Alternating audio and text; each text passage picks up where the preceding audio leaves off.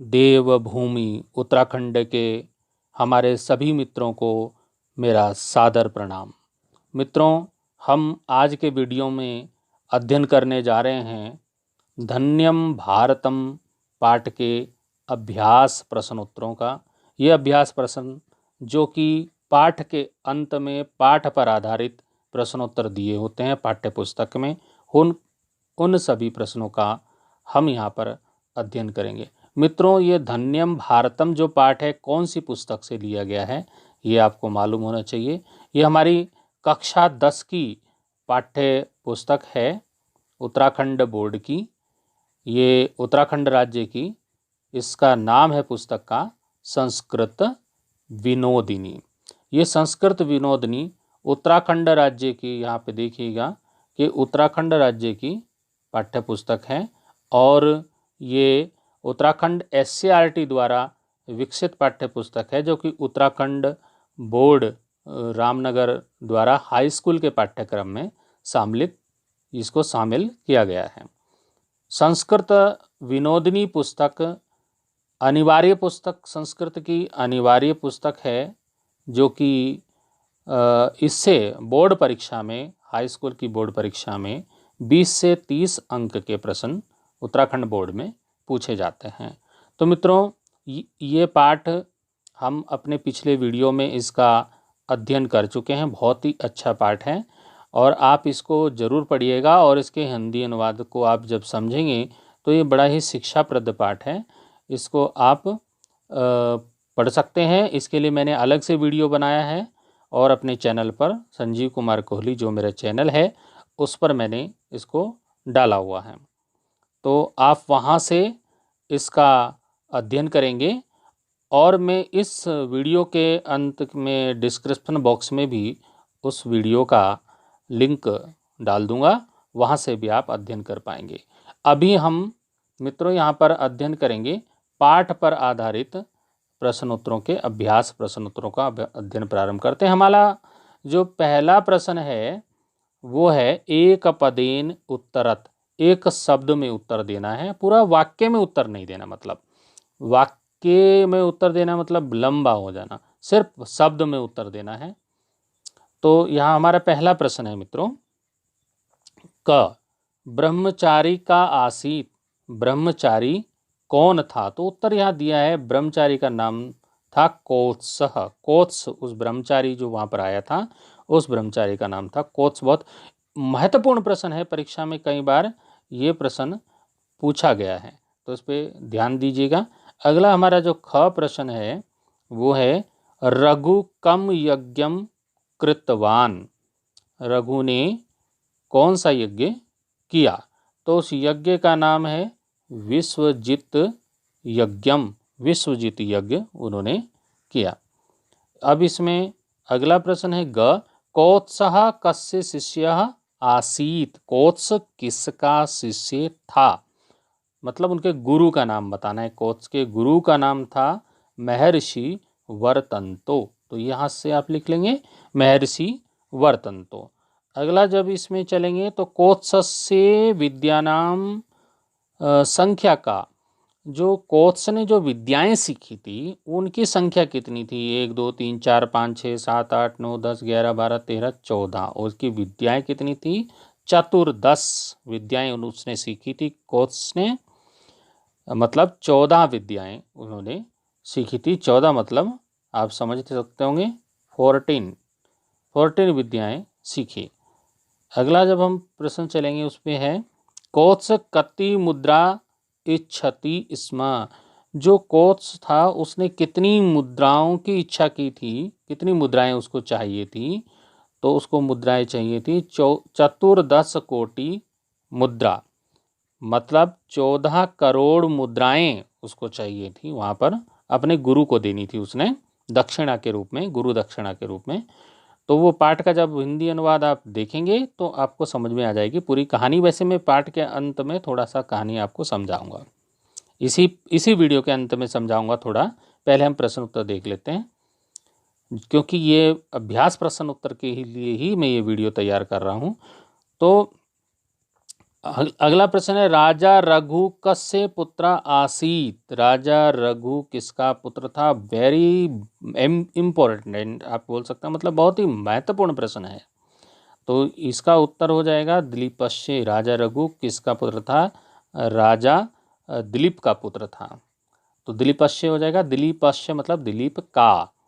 अब अगले प्रश्न की ओर चलेंगे। प्रश्न संख्या 2 जो है, अब मित्रों इस वाले प्रश्न में पूर्ण वाक्येन लिखना है, पूरे वाक्य में, एक शब्द में नहीं लिखना है। तो ये जाएगा पूर्ण वाक्येन उत्तरत, पूरे वाक्य में उत्तर देना है हमको यहाँ। अब पहला प्रश्न तो उत्तर दिया ही है इसी में। तो पहला प्रश्न है, कोत्सा रघुम दृष्टवा किम विचारयति। कोत्स जो है, कोत्स ने रघु को देख करके क्या विचार किया। तो यहाँ पर ये देखिए, यहाँ पर उत्तर इसमें दिया है कि कोत्सा रघु दृष्टवा विचारयति। कोत्स ने रघु को देखकर विचार करता है वो, अये किम वदानी, अये क्या बोलूँ मैं इनको, ये तो खुद ही दरिद्र हो गया है। अये तुम स्वयं दरिद्रताम आपन्ना, ये तो स्वयं ही दरिद्र हो गया है। किम दातुम शक्नोति, कि मुझे क्या दे सकता है, मतलब ये 14 करोड़ मुद्राएं कैसे दे सकता है, क्योंकि विश्वजित यज्ञ करने के बाद इसने सारा दान में दे दिया है। अब मैं इससे क्या बोलूं कि मैं तो 14 करोड़ मुद्राएं लेने आया हूं, तो ये मुझे कैसे देगा, ये सोचने लगा वो। तो ख प्रश्न है, वरतंतो शिष्य का आसीत। वरतंतो का शिष्य कौन था? अभी ऊपर प्रश्न आया था कोत्स किसका शिष्य था। वर्तंतो का शिष्य हो जाएगा, वर्तंतो शिष्य कोत्स आसीत। तो वर्तंसो का शिष्य, महर्षि वर्तंतो का शिष्य कोत्स था। तो इस प्रकार से आप उत्तर लिख पाएंगे। अगला हमारा प्रश्न है इसमें, कोत्सः फलानि कस्मै ददाति। कोत्स अपने साथ जो फल लाया था वो उसने किसको दिए, मतलब कोत्स ने फल किसको देता है वो। तो वो फल देता है, कोत्सा फलानी रघवे ददाती। कोत्स फलानी, कोत्स जो है फलों को रघवे ददाती, रघु को देता है। रघुवे मतलब राजा रघु को फल देता है वो।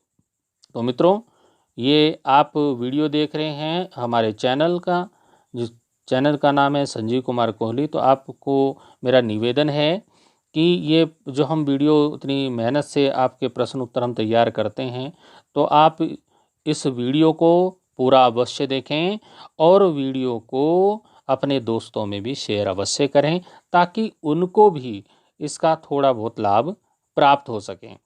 तो अधिक से अधिक छात्रों को, अपने दोस्तों को जो भी आपकी कक्षा में पढ़ते हैं, उनको ज़रूर वीडियो को शेयर करें। उत्तराखंड बोर्ड का वीडियो है तो उत्तराखंड के विद्यार्थियों को शेयर करना है। तो अगले प्रश्न की ओर चलेंगे। अगला हमारा जो प्रश्न है वो है, कोत्स सर्वधनम किमर्थम न गृह्णाति। कोत्स सारे धन को क्यों ग्रहण नहीं करता है। तो इसका उत्तर यहाँ पर हम, थोड़ा बड़ा था तो ऊपर से हमने इसको लिखा, तो ये हो जाएगा, कोत्स सर्वम धनम। जो कोत्स है, अब इसको थोड़ा सा बड़ा कर लेते हैं।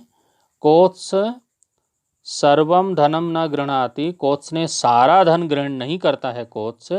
यतः यदि स सर्वम धनम गृह्यति, क्योंकि यदि वो सारा धन को ग्रहण कर लेगा, सारा धन लेके चला जाएगा, तो तर्हि लुब्ध कत्वेन तस्य गणना भविष्यति, तब लालची लोगों में उसकी गणना होगी।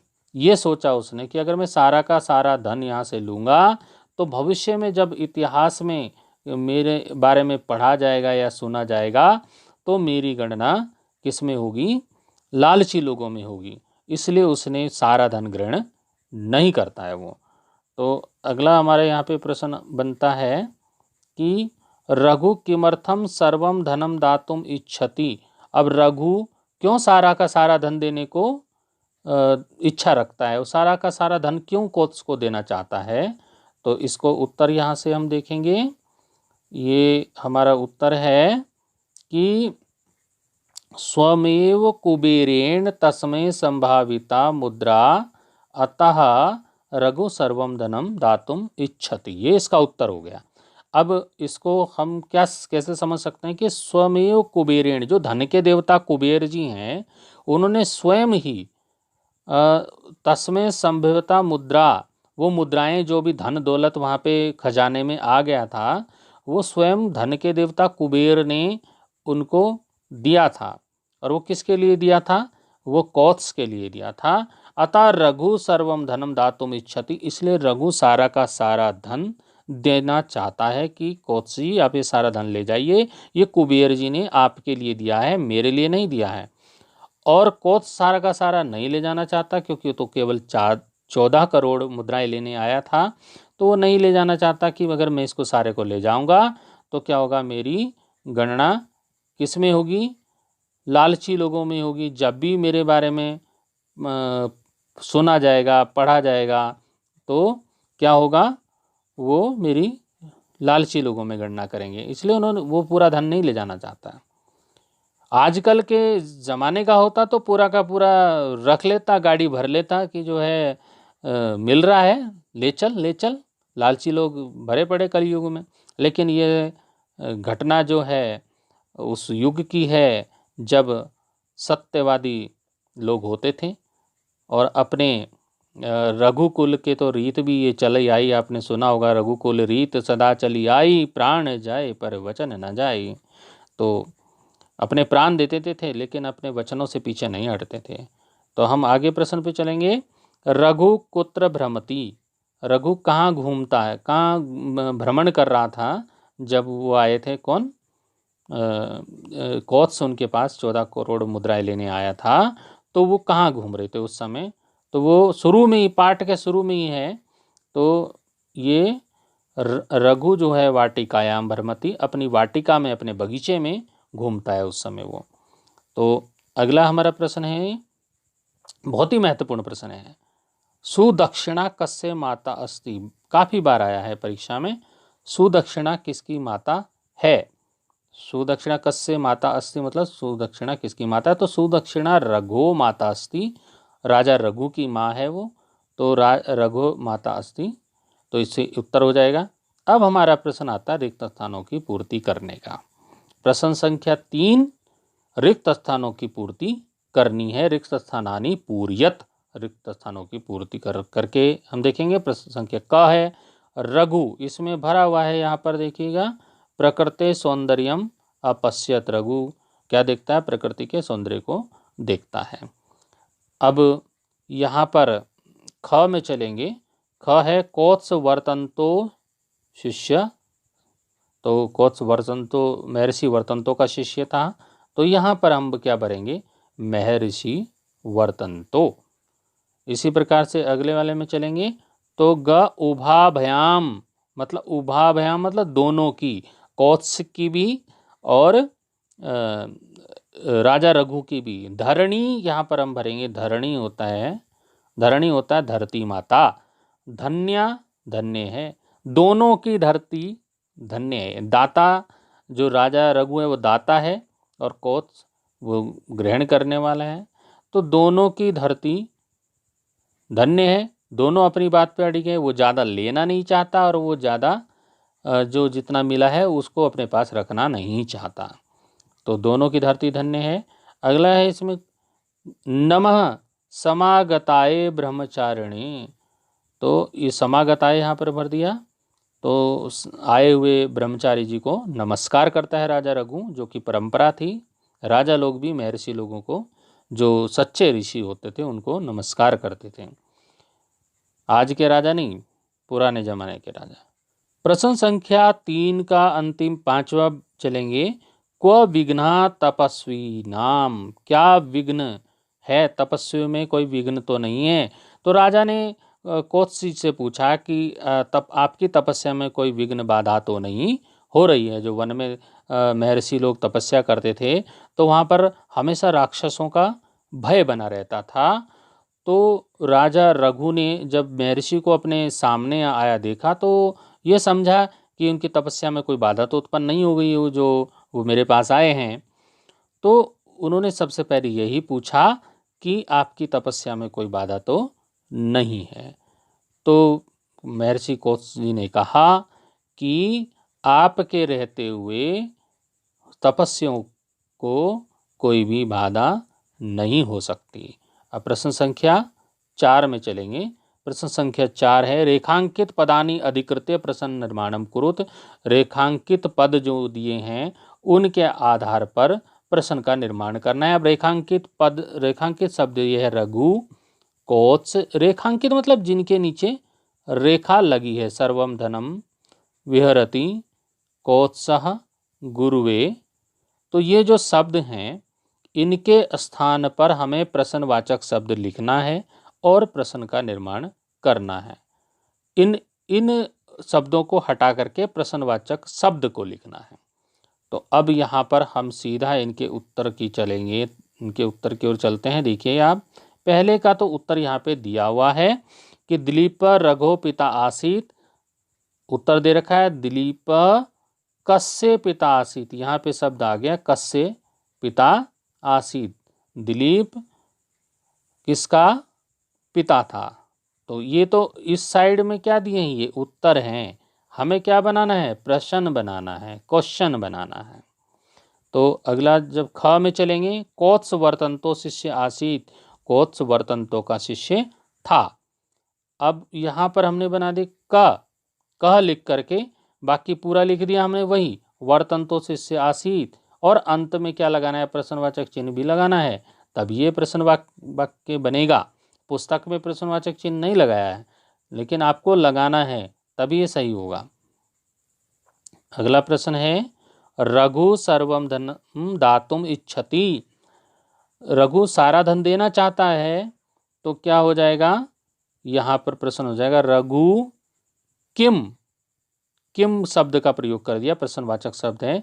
किम दातुम इच्छति, रघु क्या देना चाहता है। लास्ट में प्रश्नवाचक चिन्ह भी लगाना है। अगले प्रश्न की ओर चलेंगे, उद्याने रघु विहरति। अब विहरति के स्थान पर यहाँ पे क्या लगा दिया है कि ये किम का प्रयोग हुआ है।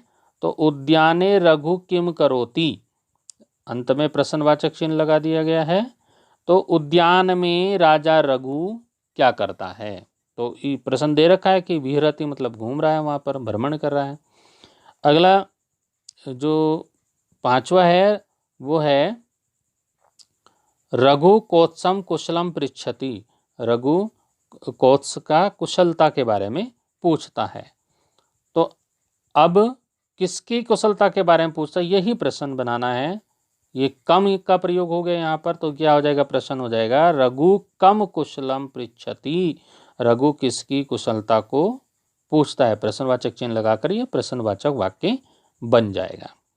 इसी प्रकार से अगला जो प्रश्न है गुरुवे नमः, गुरु जी को नमस्कार है।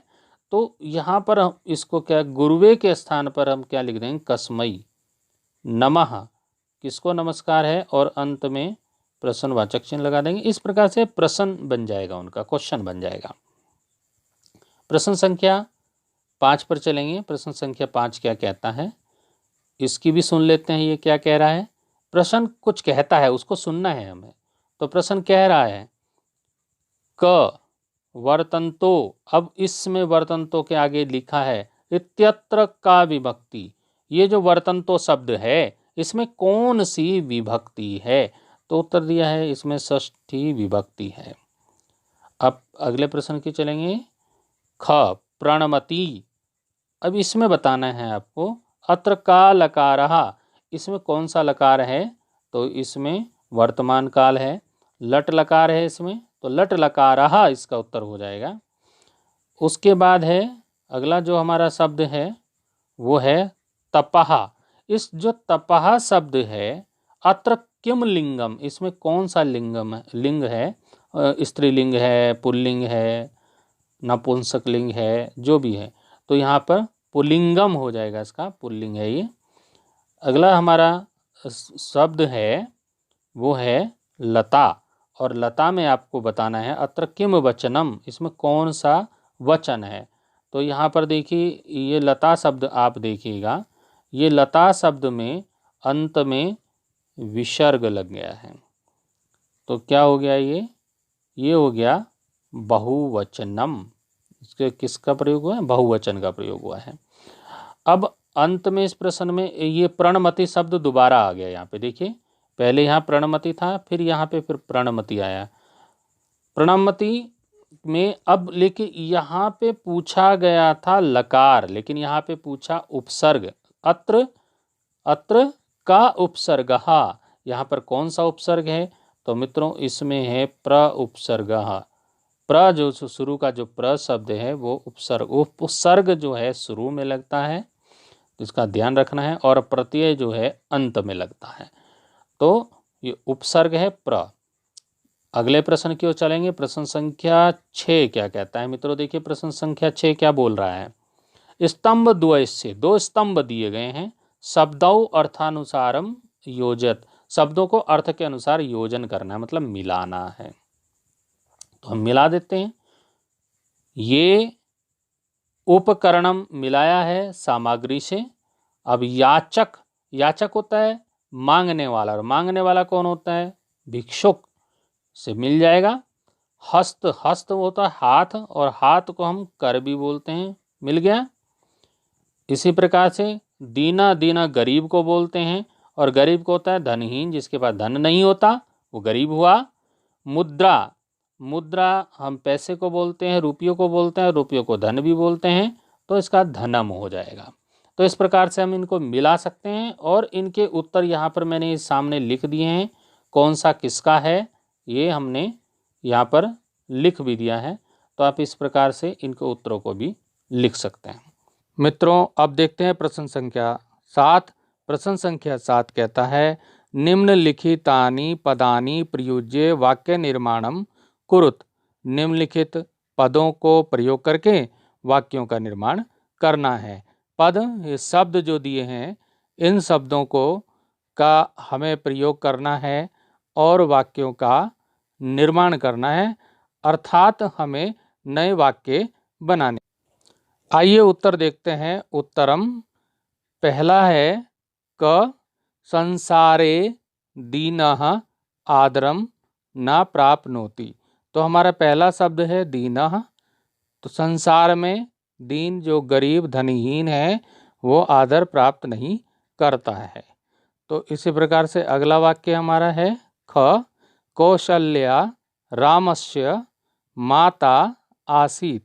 कौशल्या राम की माता थी। तो ये माता शब्द का यहाँ पर हमने वाक्य प्रयोग किया।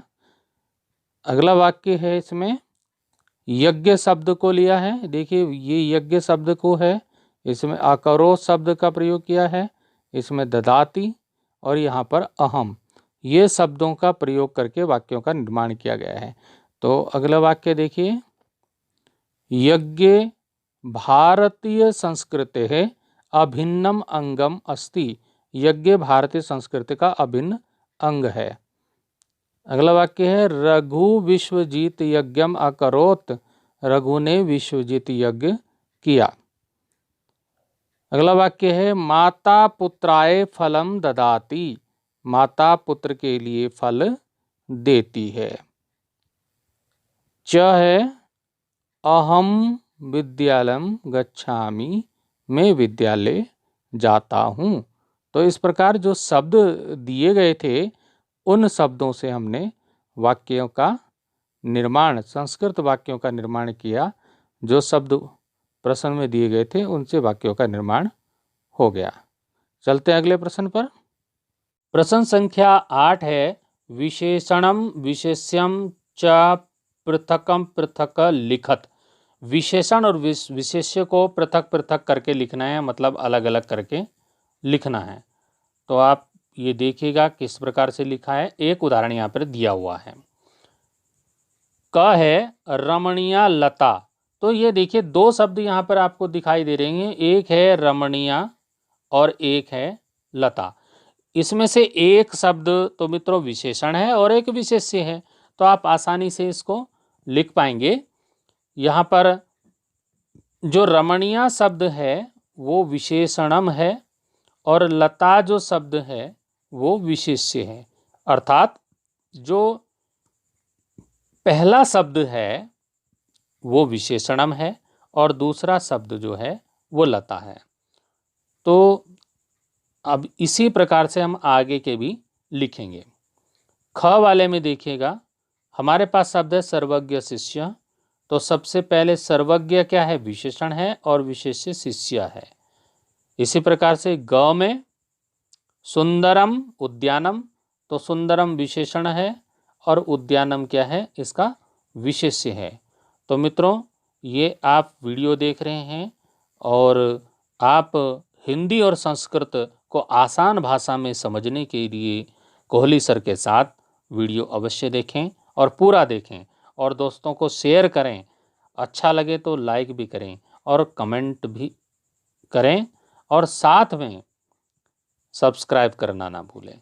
मित्रों, ये वीडियो उत्तराखंड बोर्ड के हमारे पहाड़ के बच्चों के लिए बहुत ही लाभप्रद हो सकता है। आप इसको सभी बच्चों को अवश्य शेयर करें। आगे चलेंगे। घा वृद्धोजना। वृद्धोजना में जो वृद्धो है वो विशेषण है और जना इसका विशेष्य है। इसी प्रकार से हमारे पास दाता और कौत्स जो शब्द हैं, यहाँ पर दाता को हम विशेषण मान लेंगे और कौत्स को क्या मानेंगे, विशेष्य मानेंगे। मित्रों, यहाँ पर एक कमी मुझको दिखाई दी, वो मैंने यहाँ पर दिया है। इस पाठ में जो है दाता, जो यहाँ पर दिया है दाता कोत्स, लेकिन दाता यहाँ पाठ में रघु है, कोत्स नहीं है। तो ये इन्होंने दे दिया, लेकिन हम विशेषण और विशेष्य बताना था तो हमने बता दिया, लेकिन ये गलत है, रॉन्ग है।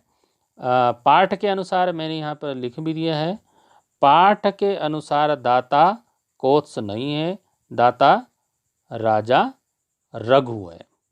तो इसको आप समझ लेंगे। अब ये प्रश्न जो पाठ के आधार पे थे वो पूर्ण हुए इस प्रकार से, और आप इनको अच्छी प्रकार से समझ गए होंगे, ये मैं आशा करता हूँ, उम्मीद करता हूँ। अब यहाँ पर कुछ पाठ के अंत में कुछ योग्यता विस्तार का आता है जिसको बच्चे पढ़ते नहीं हैं। तो इस योग्यता विस्तार को भी कभी कभी पढ़ लें तो आपको इससे लाभ प्राप्त होगा। आज हम इस वीडियो में इसको भी पढ़ रहे हैं, जिससे आपको थोड़ा सा पता चले कि इसमें क्या लिखा होता है। इस पाठ के बारे में लिखा रहता है जिस पाठ के अंत में योग्यता विस्तार लिखा है। तो हम यहाँ से इसको पढ़ेंगे, आप ध्यान से सुनेंगे। सूर्यवंश में प्रतापी राजा रघु हुए, ये कहानी है। इनकी माता सुदक्षिणा थी और पिता महाराज दिलीप थे।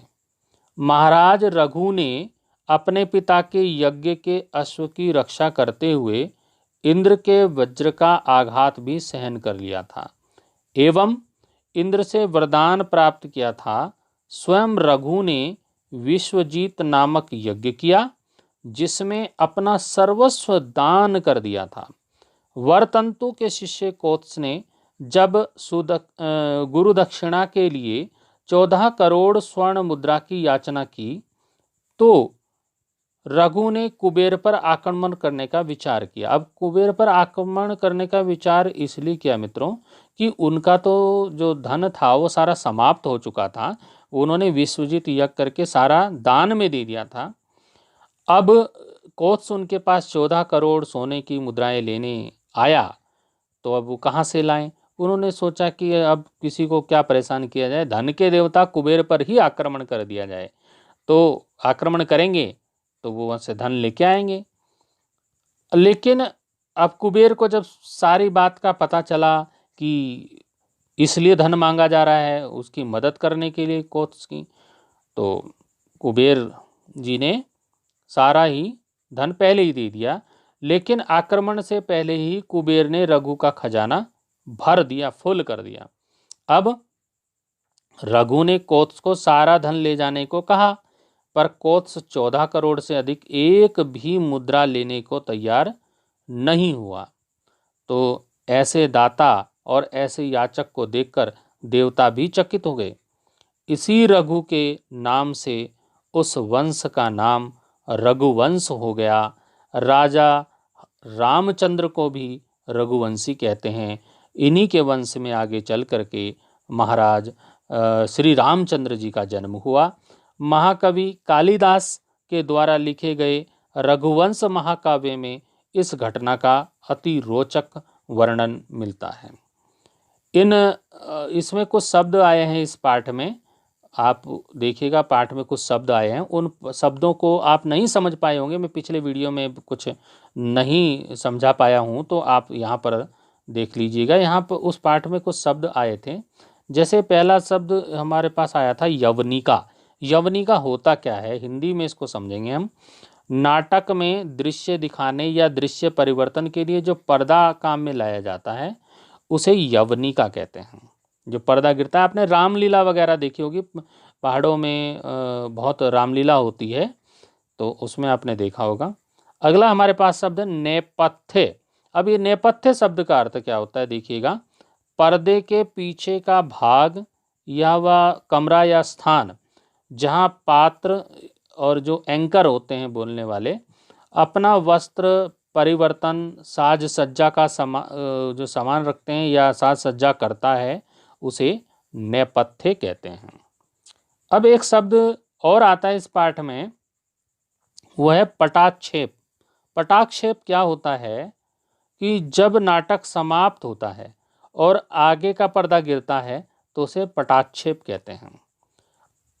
दूसरी बात यहाँ पर आई चतुर्दश विद्या, और 14 विद्याएं वो सीखी थी। उन 14 विद्याएं कौन कौन सी थी जो उस समय प्रचलित थी, उनका यहाँ पे हम उनके बारे में जानते हैं। 14 विद्याएं कौन कौन सी, तो ये चतुर्दश विद्याओं की संख्या 14 कही गई है यहाँ पर।